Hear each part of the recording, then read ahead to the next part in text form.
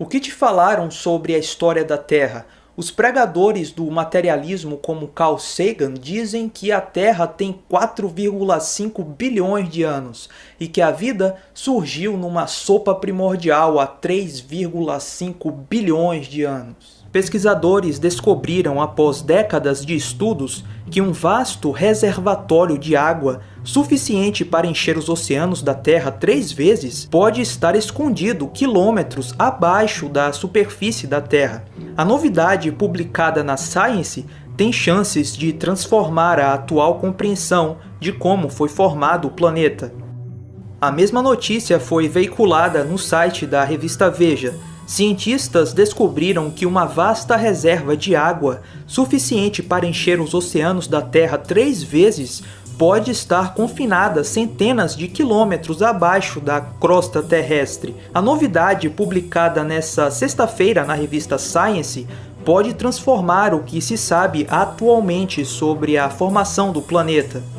A descoberta indica que a água da Terra pode ter vindo de seu interior, levada à superfície pela atividade tectônica, em vez de depositada por cometas que atingiram o planeta durante sua formação, como afirmam as teorias atuais. Bem, a Bíblia já dizia isso há muito tempo, por que não acreditaram nela? Preferiram acreditar em teorias infantis de que os oceanos da Terra foram formados por cometas de gelo? Ora, senhores, já está na hora de acordar. Cientistas russos, franceses e alemães descobriram um oceano subterrâneo do Éon Arqueano, que é maior do que o oceano global. A pesquisa da equipe de geoquímicos foi publicada na revista Nature. Segundo ela, o grande reservatório de águas fica debaixo da superfície da Terra, a uma profundidade de 410-660 km. Foi formado nos tempos antigos em condições de alta pressão e temperatura. É fato que existem quantidades enormes de água debaixo da Terra,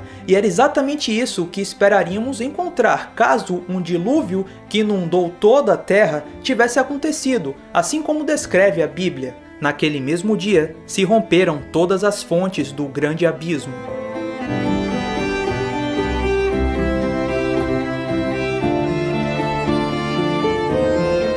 Não há dúvidas que a Terra foi rachada em placas de rocha, e essas placas, antes da catástrofe do dilúvio, a Terra tinha um único continente. Chamamos isso de Pangeia.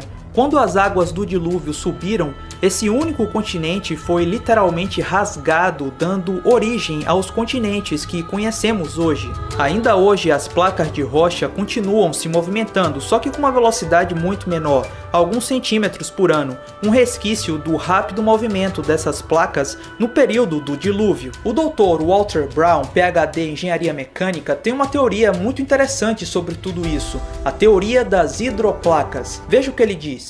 De acordo com a teoria da hidroplaca, a Terra pré-diluviana possuía muita água subterrânea, cerca de metade do que tem agora em nossos oceanos. Essa água era contida em câmaras interconectadas, formando uma placa delgada esférica com cerca de 800 metros de espessura, talvez a 16 quilômetros abaixo da superfície da Terra. A crescente pressão da água subterrânea esticou a crosta, como um balão se estica quando a pressão de dentro aumenta. Falhas na crosta começaram com uma rachadura microscópica, que cresceu em ambas as direções a uns 5 km por segundo. A rachadura, seguindo o caminho de menor resistência, circundou o globo em aproximadamente 2 horas.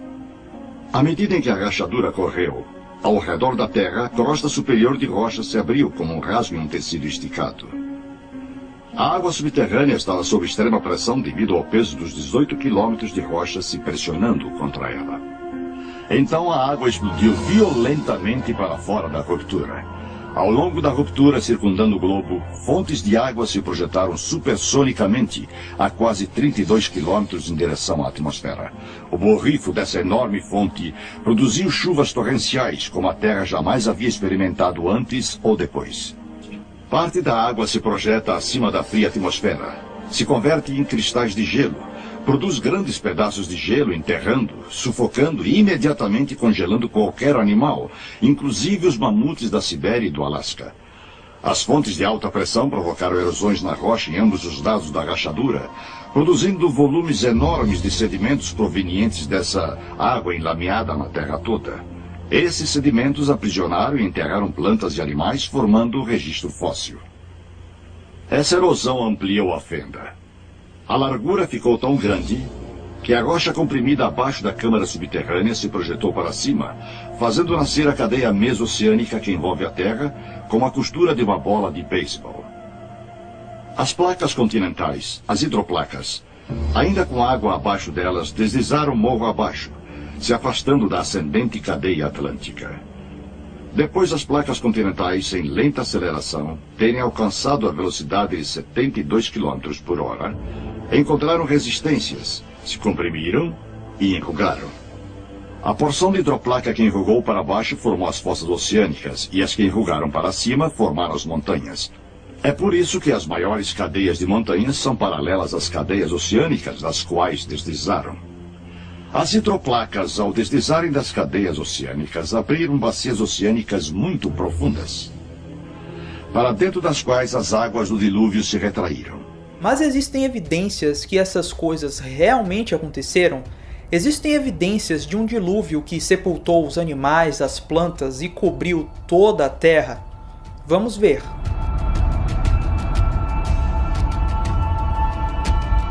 Por toda a Terra temos evidências de cemitérios fósseis de criaturas marinhas soterradas rapidamente por uma catástrofe. O Monte Everest, a Cordilheira dos Himalaias, tal como os Alpes, as Colorado Rockies, os Apalaches e a maior parte das montanhas do resto do mundo são compostos por sedimentos provenientes do fundo do oceano. E por incrível que pareça, o cume dessas montanhas são cheios de fósseis marinhos. Que tipo de catástrofe seria necessária para enterrar quantidades assombrosas de criaturas marinhas no topo de altas montanhas? Certamente um dilúvio que inundou toda a Terra. Nas montanhas canadenses, por exemplo, mais de 120 espécies de invertebrados marinhos foram encontrados preservados em uma famosa formação rochosa, conhecida como The Burgess Shale. A maioria desses animais era de tecidos moles e muitos deles são tão bem preservados que você ainda pode ver a comida em seus estômagos. Até parece que eles foram enterrados e preservados quase que instantaneamente. Além disso, esses animais foram enterrados em condições de catástrofe, pois os fósseis são encontrados em vários ângulos em relação ao estrato. Cemitérios fósseis são encontrados em todo o mundo, e sem dúvidas eles evidenciam um dilúvio catastrófico que ocorreu por toda a Terra. Veremos agora evidências fósseis do sepultamento rápido de formas de vida pré-diluvianas. De fato, as mais surpreendentes provas do depósito rápido de sedimentos da inundação vêm de fósseis bem preservados encontrados em certas regiões da Terra. Talvez as melhores provas fósseis do sepultamento rápido de plantas e da vida marinha esteja no sudoeste do Wyoming, no Monumento Nacional Fossil Butte. Durante os últimos 100 anos, cientistas e colecionadores particulares coletaram milhares de fósseis totalmente conservados para a ciência no interior do monumento.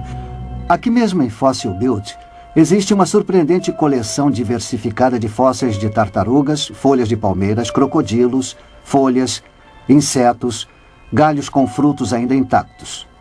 Existem até fósseis de arraias, cujo esqueleto e cartilagens sabemos que se desintegram rapidamente, provando que todas essas formas de vida foram enterradas de maneira realmente rápida. Mas isso não é tudo. Talvez a mais espetacular evidência do sepultamento rápido de todos os fósseis dentro do monumento sejam os bilhões de mais de 20 espécies de peixes. Esta rocha de lava que está no centro de visitantes do monumento, que mede cerca de 3 metros por 1,5 metros, demonstra de maneira vívida alguns exemplares de tal número. De maneira espantosa, muitos dos peixes não apenas retiveram todo o seu esqueleto, porém seus dentes, suas delicadas escamas e a pele também.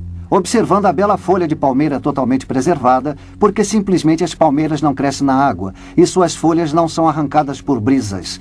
Somente uma catástrofe de enormes proporções pode ser responsável pelos fósseis totalmente preservados de Fossil Butte. As águas do dilúvio inundaram os continentes e produziram muita lama. Com altas pressões e temperaturas envolvidas, a lama das águas do dilúvio enterrou muito rapidamente os animais, formando assim o registro fóssil. Existem fósseis de peixes com seu último jantar ainda na boca ou dentro de suas barrigas.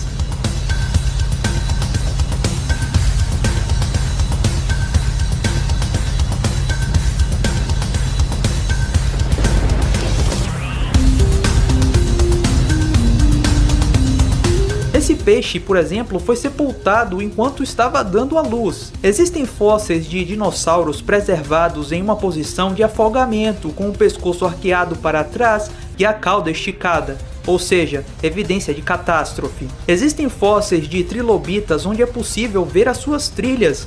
Como essas trilhas de trilobitas poderiam fossilizar se não fossem sepultadas muito rapidamente? Existem fósseis de dinossauros enterrados juntos.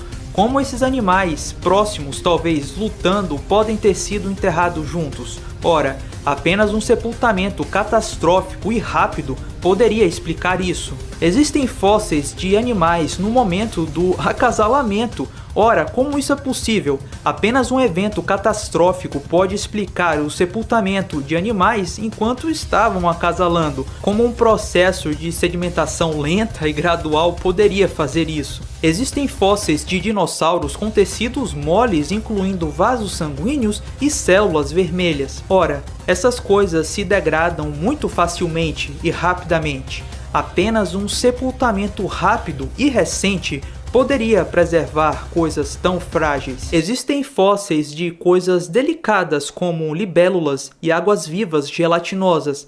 Ora, apenas uma sedimentação catastrófica poderia preservá-los da decomposição e erosão. Mas cara, não seria necessário muito tempo, milhões e milhões de anos para ocorrer a fossilização?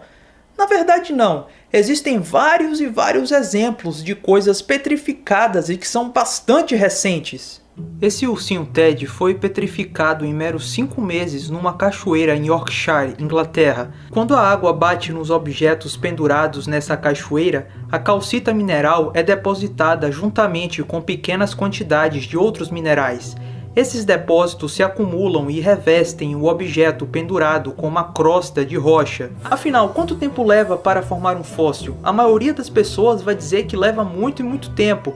Os paleontólogos tipicamente dizem que os fósseis têm milhões de anos de idade. Mas a experiência, que é afinal sobre o que é a ciência, mostra que é bastante comum coisas se tornarem pedras muito rapidamente sob certas circunstâncias. Um mineiro perdeu seu chapéu em uma mina na Austrália chamada The Spray Mine. O chapéu foi encontrado 50 anos depois, transformado em uma rocha de calcário. Durante os 50 anos que o chapéu ficou desaparecido, a mina foi coberta por água e os produtos químicos da água precipitaram dentro da estrutura aberta do chapéu, que era feito de feltro. Esses produtos químicos da água transformaram o chapéu mole em uma pedra através de um processo chamado calcificação. O chapéu hoje está no Museu de Mineração da Tasmânia. Outro achado curioso foi o de uma bota de sola de borracha com uma perna humana petrificada. Essa bota foi encontrada em um riacho seco perto da cidade de Iron, no oeste do Texas, por volta da década de 80. Apenas a perna que estava dentro da bota foi fossilizada, e não a bota em si, demonstrando que alguns materiais se fossilizam mais rapidamente do que outros. Os evolucionistas obviamente vão ignorar todas essas coisas. Vão dizer que os criacionistas são fundamentalistas religiosos e que esses processos não são processos de fossilização, porque assim o Wikipedia diz. Mas a questão é que muitos materiais podem se fossilizar rapidamente em certas circunstâncias.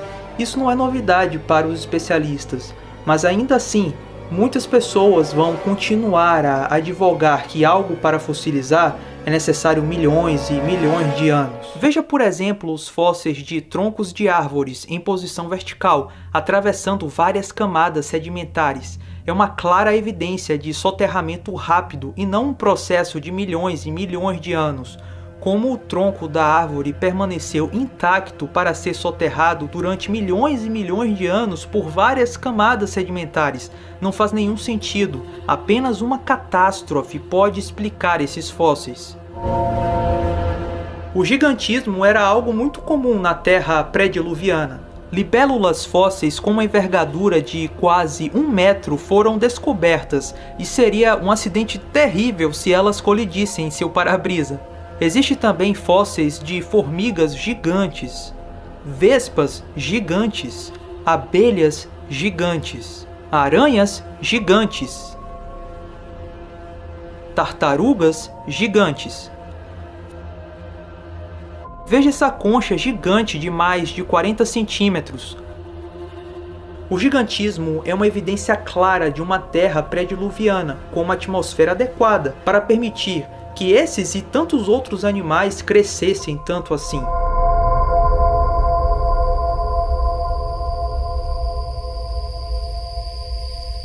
Todos concordam que o cume do Monte Everest já esteve uma vez sob o fundo do mar, mas nem todos associam o Monte Everest com o dilúvio de Noé, porque acham que não há tanta água assim na Terra para cobrir uma montanha tão alta. Lembre-se que, segundo a teoria da hidroplaca, o dilúvio mudou a topografia da Terra. As cadeias de montanhas como os Himalaias muito provavelmente se formaram no final do dilúvio. Com movimentos verticais de terra no final do dilúvio, as montanhas subiram e as águas do dilúvio fluíram dos continentes para as bacias recém-formadas dos oceanos.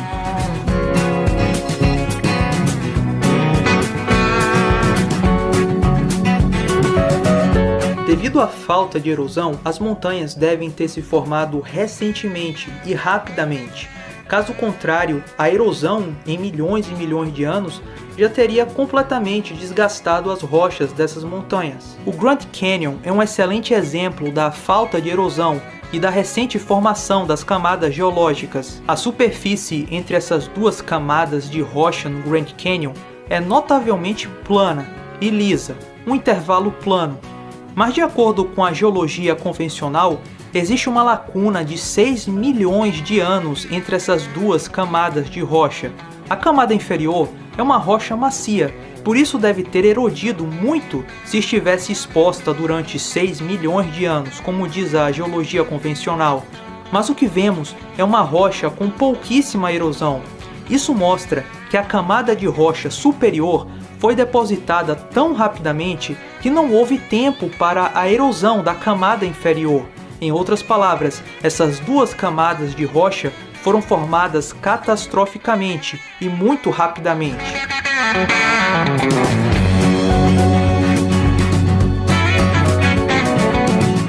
Além da falta de erosão de rochas com supostos milhões e milhões de anos, existem também rochas literalmente dobradas. Não é comum as rochas dobrarem. Elas normalmente partem porque são duras e quebradiças, mas em muitos locais encontramos sequências inteiras de estratos que foram dobrados sem quebrar, indicando que todas as camadas foram depositadas rapidamente e foram dobradas enquanto molhadas e maleáveis com as altas pressões e temperaturas das águas do dilúvio. Essas rochas endureceram depois do dilúvio.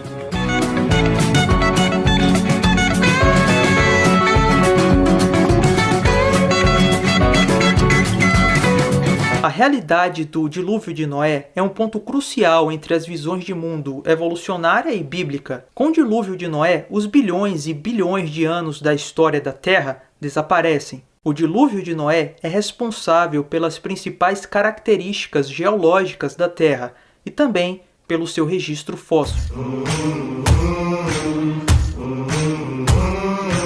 As águas do dilúvio não enterraram apenas os animais, mas também a vasta vegetação viçosa da terra pré-diluviana. Muito provavelmente o sepultamento rápido dessa quantidade enorme de vegetação da terra pré-diluviana pelas águas do dilúvio, com altas pressões e temperaturas envolvidas, formaram o carvão e o petróleo que temos hoje na Terra.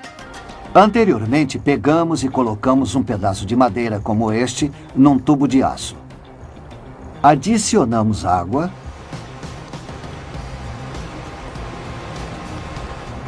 e então lacramos.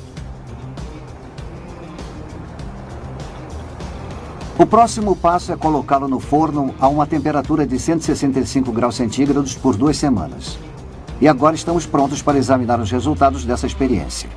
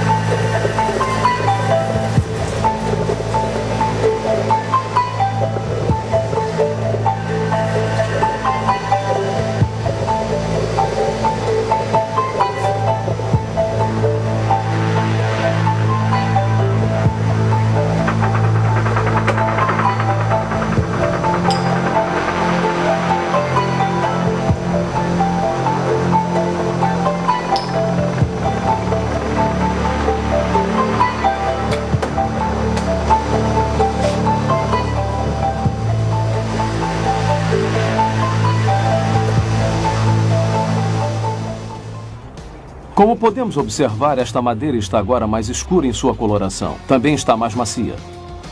Uma reação química entre o vapor e a madeira sob pressão fez com que tais mudanças ocorressem. Esta amostra ainda não é carvão, mas na realidade o processo de transformação em carvão foi iniciado. A questão é, o carvão irá ser o resultado obtido se essa experiência ou uma variação se prolongar por um período mais longo? Os cientistas do laboratório Argonne responderam a essa pergunta através de uma série de experiências realizadas na década de 80. Um dos primeiros relatórios acerca de seu trabalho foi publicado na revista Notícias de Química e Engenharia, no exemplar de 21 de novembro de 1983.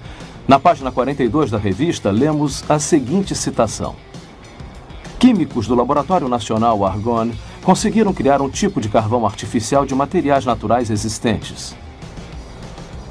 O processo é bem menos complicado do que era anteriormente imaginado ser necessário e fornece um novo entendimento acerca da estrutura do carvão e de como alterá-la. Posteriormente, quando o relatório foi publicado no jornal científico Geoquímica Orgânica, o jornal inglês de ciências Nature informou o sucesso que obtiveram ao realizarem tal experiência. Na página 316 do jornal Nature, de 28 de março de 1985, lemos o seguinte. Winans e seus colegas do Laboratório Nacional Argonne levaram menos de um ano para preparar um carvão sintético inteiramente caracterizado. O material que produzem não pode ser distinguido do carvão verdadeiro através de todas as técnicas aplicadas até o momento, e sua síntese suscita muitas questões interessantes a respeito da química do carvão. Para entender seus resultados, vamos primeiramente falar sobre a estrutura básica da madeira. Os dois principais componentes da madeira são celulose e lognina. A lognina age basicamente como um agente de união para as fibras da celulose. Diversas variações da experiência de Argonne foram realizadas, porém a fórmula de sucesso combinava lognina e barro com o calor. Cerca de 150 graus Celsius na ausência de oxigênio. Durante um período de aproximadamente 8 meses, o carvão artificial foi produzido. A rapidez através da qual o carvão se forma quando o vapor interage com a madeira sob pressão nos leva a indagar. Poderia o vapor ou a água quente também produzir a rápida transformação de matéria orgânica em petróleo? Um artigo Água a Água por toda parte, publicado no exemplar de 20 de fevereiro de 1993 da revista Notícias da Ciência, responde a tal pergunta. Pesquisadores da Exxon descobriram que a água exercia um papel essencial na formação do petróleo. Esforços para sintetizar o petróleo não obtiveram sucesso até que água muito quente foi adicionada ao veículo reator contendo a amostra de rocha. Quando isso foi feito, uma camada de petróleo foi encontrada na superfície da água no final da experiência. Tal resultado prova que há um caminho alternativo para a produção de petróleo na Terra, com a água superaquecida representando um papel determinante. O artigo indicava que essa descoberta poderia entrar em choque com as ideias estabelecidas sobre a formação do petróleo. Na verdade, no entanto, outros acontecimentos naturais já estão indo de encontro a teorias convencionais. Por incrível que pareça, certos pesquisadores aqui na Universidade Estadual de Oregon publicaram relatórios demonstrando evidência de formação de petróleo atualmente na bacia Guayamos, no Golfo da Califórnia. Atualmente no Golfo da Califórnia, numa profundidade de 2.000 metros do nível da água, há um depósito de sedimentos orgânicos derivados de algas marinhas e outras fontes orgânicas. Abaixo do depósito, a água superaquecida está sendo pressionada para cima de uma profunda fonte de calor através desses sedimentos. O petróleo está sendo formado pela interação de sedimentos orgânicos com a água superaquecida. Esse petróleo hidrotérmico da bacia de Guayamos, na verdade, não pode ser distinguido do petróleo cru retirado de poços perfurados em outros locais na Terra. A implicação de tal descoberta não pode ser superestimada. A possibilidade existe de que a gênese dos reservatórios de petróleo cru abundantes através do mundo talvez seja explicada por um processo hidrotérmico similar ao que acontece na bacia de Guayamos. Porém, ao invés de uma dispersão aberta de petróleo diretamente para a água do mar, Um sistema fechado poderia facilmente ser visualizado onde um reservatório de petróleo cru poderia ser coletado. É concebível que um grande dilúvio universal tenha sido essencial na produção das enormes reservas de petróleo do Oriente Médio e de outros locais. A vasta quantidade de vegetação coberta por tal inundação, misturada a uma água superaquecida, como a detectada na bacia de Guayamos, poderia produzir petróleo nos volumes que vemos hoje em dia. Dependendo das condições de sepultamento, a matéria orgânica se transformaria em petróleo ou em carvão. Pegadas de dinossauros foram encontradas em todo o mundo, Estados Unidos, China e até aqui na América do Sul. E curiosamente, essas pegadas estão quase sempre numa única direção.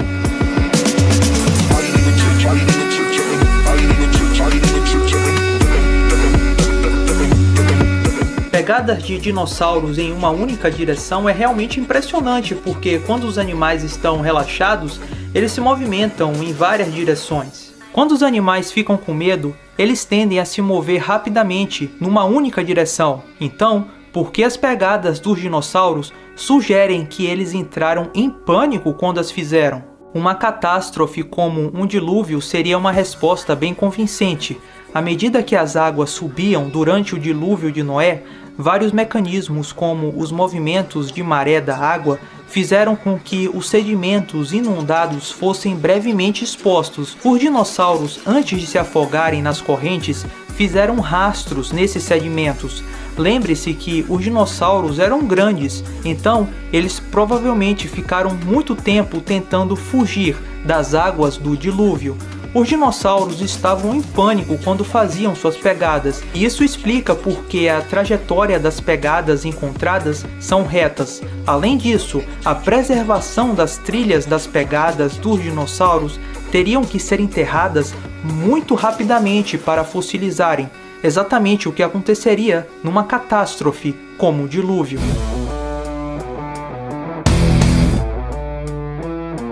Relatos de dilúvios que incluem a salvação de apenas algumas pessoas e dos animais num barco são encontrados por todo o mundo. Se de fato ocorreu um dilúvio mundial, seria esperado encontrar várias narrativas desse dilúvio por diferentes povos, e é exatamente isso que temos. Relatos de um grande dilúvio existem praticamente em todos os povos antigos, desde a Babilônia. Povos antigos que não se conheceram falavam de um grande dilúvio, onde um pequeno grupo de pessoas era salvo. Os incas, os aborígenes, os maias, os chineses e muitos outros têm relatos de um grande dilúvio. O Dr. Duane Dish diz que existem mais de 270 relatos de diferentes culturas ao redor do mundo sobre um dilúvio devastador. Esse gráfico mostra as semelhanças que vários mitos têm com o relato do Gênesis do dilúvio de Noé. Embora existam grandes diferenças, essas lendas e histórias contêm semelhanças com aspectos do relato histórico real, o dilúvio de Noé registrado na Bíblia. Enfim, todo mundo do passado falava em um grande dilúvio. Muitas coisas foram ditas nesse vídeo, eu vou tentar agora resumir tudo em linhas gerais. Vimos que existe água subterrânea suficiente para cobrir as montanhas da Terra pré-diluviana, ou seja, é perfeitamente plausível que as águas cobriram todo o planeta no passado. Pela teoria das hidroplacas, as grandes montanhas como o Monte Everest subiram após o dilúvio de Noé, e os continentes também foram formados após o dilúvio. Vimos que, com certas condições, é possível a rápida formação do petróleo e do carvão. Isso nos sugere que o petróleo e o carvão foram formados recentemente pelo evento catastrófico das águas do dilúvio. Vimos a falta de erosão das rochas sedimentares, evidenciando que elas foram formadas recentemente. Vimos a rápida sedimentação e sepultamento dos cemitérios de fósseis, indicando que as camadas geológicas e o registro fóssil foram formados catastroficamente pelas águas do dilúvio. Fósseis de amonitas foram encontrados em leitos de calcário no alto do Himalaia, em até 30 mil pés acima do nível do mar. Todos os geólogos concordam que esses fósseis marinhos devem ter sido enterrados em leitos de calcário depositados pelas águas do oceano, mas como esses leitos marinhos de calcário chegaram ao alto dos Himalaias? Há apenas uma explicação razoável. As águas do oceano, em algum momento no passado, inundaram os continentes, ou seja, um dilúvio. Vimos que os antigos de todos os continentes possuem histórias sobre um grande dilúvio. Mas por que nada disso é ensinado nas escolas? Por que não se fala sobre o dilúvio de Noé? Bem, a ciência é guiada por um desses motivos: ideologia, interesse próprio ou altruísmo. Pouco importa se existem dados favoráveis a uma catástrofe como um dilúvio. Se o dilúvio de Noé for contra a ideologia que reina atualmente nas ciências, então o dilúvio de Noé não será ensinado. Será rotulado como uma lenda, uma fantasia, uma bobagem.